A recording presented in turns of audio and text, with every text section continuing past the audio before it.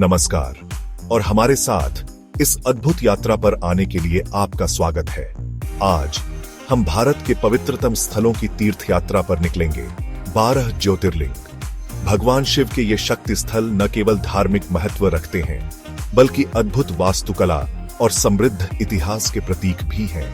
इस वीडियो में हम आपको प्रत्येक ज्योतिर्लिंग की यात्रा के लिए एक संपूर्ण गाइड प्रदान करेंगे, जिसमें जाने का सबसे अच्छा समय, कैसे पहुंचे और क्या देखें शामिल हैं। तो आइए इस दिव्य अनुभव के लिए तैयार हो जाइए। हमारी तीर्थ यात्रा का पहला पड़ाव है पश्चिम तट पर स्थित प्राचीन सोमनाथ मंदिर। यह शिव मंदिर न केवल 12 ज्योतिर्लिंगों में प्रथम है, बल्कि अपनी भव्यता और शानदार स्थापत्य के लिए भी प्रसिद्ध है। सर्दियों का मौसम सबसे अनुकूल होता है। आप हवाई मार्ग से अहमदाबाद या राजकोट पहुंच सकते हैं और वहां से टैक्सी या बस द्वारा सोमनाथ पहुंच सकते हैं। मंदिर सुबह 6 बजे से रात 9 बजे तक खुला रहता है। यहां शाम की भव्य आरती में जरूर शामिल हो। मंदिर परिसर में स्थित अन्य मंदिरों और प्राचीन खंडहरों को देखना न भूलें। हमारी अगली मंजिल है आंध्र प्रदेश में कृष्णा नदी के किनारे स्थित श्री शैलम पर्वत पर विराजमान मल्लिकार्जुन ज्योतिर्लिंग। यह स्थान न केवल धार्मिक महत्व रखता है, बल्कि यहाँ की प्राकृतिक सुंदरता भी मन मोह लेती है। यह स्थान अपनी प्राकृतिक सुंदरता और शांत वातावरण के लिए प्रसिद्ध है। यहाँ की हरियाली और नदी के किनारे का दृश्य अद्वितीय है। सर्दियों और मानसून के बाद का समय सबसे अच्छा होता है। इस समय यहाँ की हरियाली और मौसम का आनंद उठाया जा सकता है। हैदराबाद निकटतम हवाई अड्डा है, जहां से आप टैक्सी या बस द्वारा श्रीशैलम पहुंच सकते हैं। यात्रा के दौरान आपको कई सुंदर दृश्य देखने को मिलेंगे। मंदिर में सुबह 4:30 से रात 10 बजे तक दर्शन किए जा सकते हैं। यहाँ की आरती और पूजा विधि भी बहुत खास होती है। यहाँ पहाड़ी के ऊपर से सूर्योदय और सूर्यास्त का अद्भुत दृश्य देखने को मिलेगा। यह दृश्य आपकी यात्रा को और भी यादगार बना देगा। श्री शैलम में स्थित अन्य मंदिरों जैसे कि भ्रामरांबा मंदिर भी दर्शनीय है। इन मंदिरों की वास्तुकला और धार्मिक महत्व भी कम नहीं है और इष्टकामेश्वर मंदिर के दर्शन करना न भूलें। यह मंदिर भी अपनी अनूठी वास्तुकला और धार्मिक महत्व के लिए जाना जाता है। हमारा तीसरा पड़ाव है उज्जैन में स्थित महाकालेश्वर ज्योतिर्लिंग। यह स्थान अपनी अलौकिक ऊर्जा और शिव के महाकाल रूप के लिए प्रसिद्ध है। अक्टूबर से मार्च का समय सबसे उपयुक्त माना जाता है। इंदौर, उज्जैन का निकटतम हवाई अड्डा है, जहां से आप टैक्सी या बस द्वारा आसानी से महाकालेश्वर मंदिर पहुंच सकते हैं। सुबह जल्दी जाएं ताकि भीड़ से बचा जा सके। महाकालेश्वर मंदिर में हर दिन होने वाली भस्म आरती दुनिया भर में प्रसिद्ध है और यह देखने लायक होती है।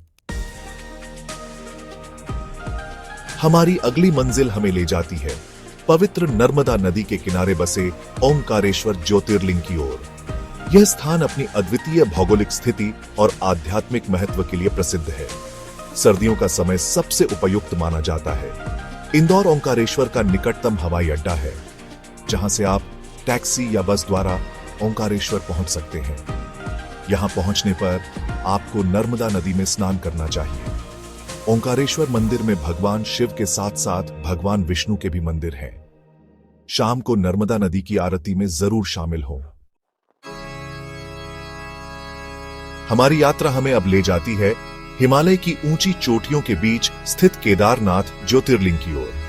यह मंदिर भगवान शिव को समर्पित है और इसे 12 ज्योतिर्लिंगों में से एक माना जाता है। यह स्थान अपनी प्राकृतिक सुंदरता और आध्यात्मिक महत्व के लिए विश्व भर में प्रसिद्ध है।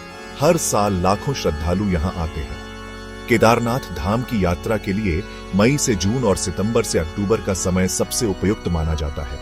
इस समय मौसम सुहावना होता है और यात्रा करना आसान होता है। देहरादून केदारनाथ हेतु निकटतम हवाई अड्डा है।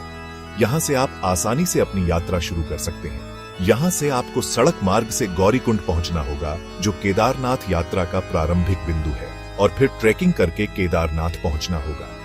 यह ट्रेकिंग मार्ग लगभग 16 किलोमीटर लंबा है और इसमें अद्भुत दृश्य देखने को मिलते हैं। केदारनाथ धाम में भगवान शिव के साथ साथ अन्य धार्मिक स्थलों के भी दर्शन कर सकते हैं, जैसे कि भैरवनाथ मंदिर और चोरबाड़ी ताल। भैरवनाथ मंदिर और चोरबाड़ी ताल के दर्शन भी अवश्य करें। यह स्थान आपके मन को शांति और सुकून प्रदान करेगा। यहाँ की प्राकृतिक सुंदरता आपके मन को मोह लेगी। हिमालय की गोद में स्थित यह धाम एक अद्वितीय अनुभव प्रदान करता है। हमारा अगला पड़ाव हमें ले जाता है महाराष्ट्र के घने जंगलों में स्थित भीमाशंकर ज्योतिर्लिंग की ओर। यह स्थान अपनी प्राकृतिक सुंदरता और शांत वातावरण के लिए प्रसिद्ध है। सर्दियों का समय सबसे उपयुक्त माना जाता है। पुणे भीमाशंकर का निकटतम हवाई अड्डा है। यहां से आप सड़क मार्ग से भीमाशंकर पहुंच सकते हैं। यहां की यात्रा थोड़ी लंबी हो सकती है, लेकिन रास्ते में आपको प्राकृतिक नजारों का लुत्फ उठाने का मौका मिलेगा। भीमाशंकर मंदिर में भगवान शिव के साथ साथ अन्य देवी देवताओं के भी मंदिर हैं। शाम की आरती में जरूर शामिल हो।